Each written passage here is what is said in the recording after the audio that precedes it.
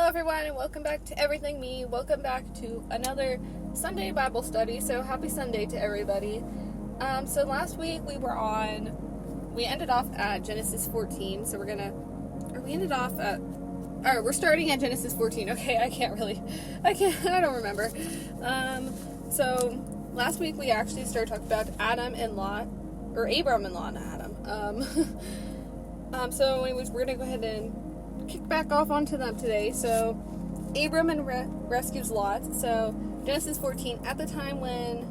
Okay, so you guys can pause to read these because I just went over and tried pronouncing all the names in here and I'm struggling like really bad trying to do this, and so I just figured it'd just be easier to put the picture of the Bible up on the screen and you guys can pause it and read it. That'd probably be easier than trying to listen to somebody that has absolutely no idea what the heck they're doing trying to do this. And we're going to go ahead and move on to Genesis 15. So go ahead and pause the screen and read whatever is up there.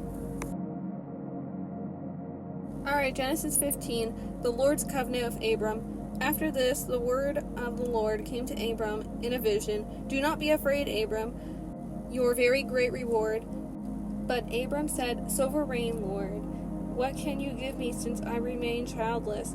And the one who will not inherit my estate is Eliezer or Damascus. And Abram said, You have given me no children, so a servant in my household will be my heir. Then the word of the Lord came to him, This man will not be your heir, but a son who is your own flesh and blood will be your heir. He took him outside and said, Look up at the sky and count the stars, if indeed you can count them. Then he said to him, So shall offspring be. Abram believed the Lord, and he credited him to be as righteousness. He also said to him, I am the Lord who brought you out of You are of the Chaldeans to give you this land to take possession of it. But Abram said, Sovereign Lord, how can I know that I will gain possession of it? So the Lord said to him, Bring me a heifer, a goat, and a ram, each 3 years old, along with a dove and a young pigeon. Abram brought all these to him, cut them into two, arranged the halves opposite of each other. The birds, however, he did not cut in half. Then the birds of prey came down to the Carissites, but Abram drove them away. As the sun was setting, Abram fell into a deep sleep, and a thick and dreadful darkness came over him. Then the Lord said to him, Know you're certain that 400 years your descendants will be strangers in a country not their own, and that they will be enslaved and mistreated there. But I will punish the nation they serve as slaves. Afterward they will come out with great possessions. You, however, will go to your ancestors in peace and be buried at a good old age. In the 4th generation your descendants will come back here, for the sin of Amorites has not yet reached its full measure. When the sun had set and the darkness fallen, a smoking fire pot with blazing torch appeared, passed between pieces. On the day of the Lord made a covenant with Abram, and said to your descendants, I give you this land from Wadi, Egypt, the great river of the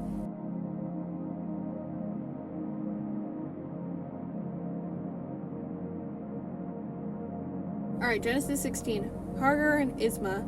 Now Sarah, Abram's wife, had borne to him no children, but she had an Egyptian slave named Hagar. So she said to Abram, The Lord has kept me from having children. Go sleep with my slave. Perhaps I can build a family through her. Abram agreed. So what Sarah said.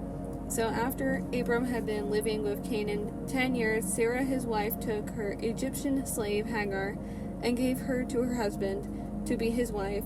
He slept with Hagar, and she was convinced when she knew she was pregnant. She began to despise her mistress. Then Sarah said to Abram, You are responsible for the wrong I am suffering. I put my slave in your arms, and now that she knows she is pregnant, she despises me. May the Lord judge between you and me. Your slave in your hands. Abram said, Do her with whatever you think is best. Then Sarah mistreated Hagar, so she fled from her. The angel of the Lord found Hagar near the spring in the desert. It was the spring that is beside the road of Shur. And he said, Hagar, slave of Sarah, where have you come from, and where are you going? I'm running away from my mistress Sarah, she answered. And then the angel of the Lord told her, Go back to your mistress and submit her. The angel added, I will increase your descendants so much that they will be numerous to count. The angel of the Lord also said to her, You are now pregnant, and you will give birth to a son. You shall name him Ismael, for the Lord has heard of your misery. He will be a wild donkey of a man. His hand will be against everyone, and everyone's hand will be against him. And he will live in hostility toward all his brothers. She gave this name to the Lord, who spoke to her, You are the God who sees me. For she said, I have now seen the one who sees me. That is why that well was called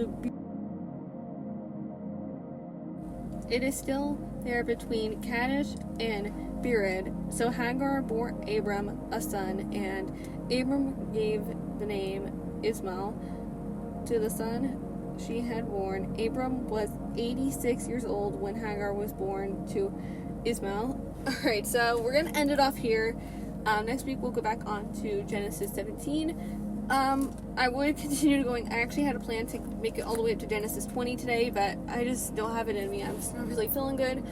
And so I do apologize for that, guys. It's just, if I want to give you guys a video, I want it to be at my best performance possible, and it's just with school and stuff, I just actually started, what is it? So it's currently Thursday when I'm recording this. Wednesday I started school, so when I'm recording this, it was yesterday for me. And it's just, I was excited for school all summer, and then I'm asking myself these last days, why was I excited for school to start again? Why?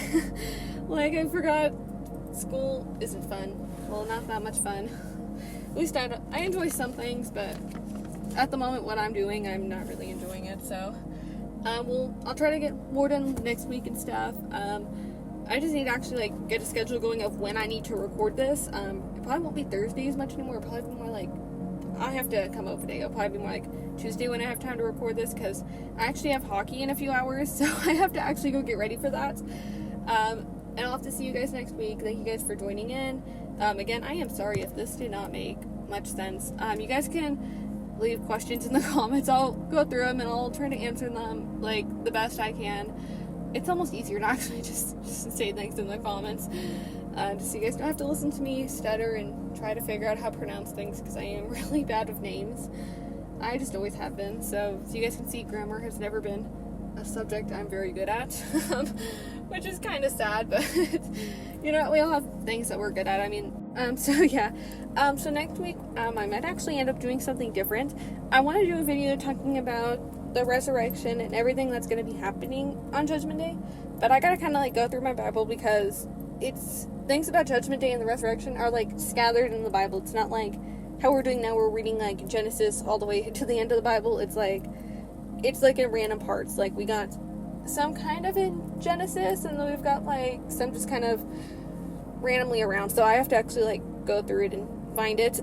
So again, if you guys have any questions, make sure to leave them in the comments, and I'll go ahead and read them and answer them the best I can, and I'll see you guys next week. Bye!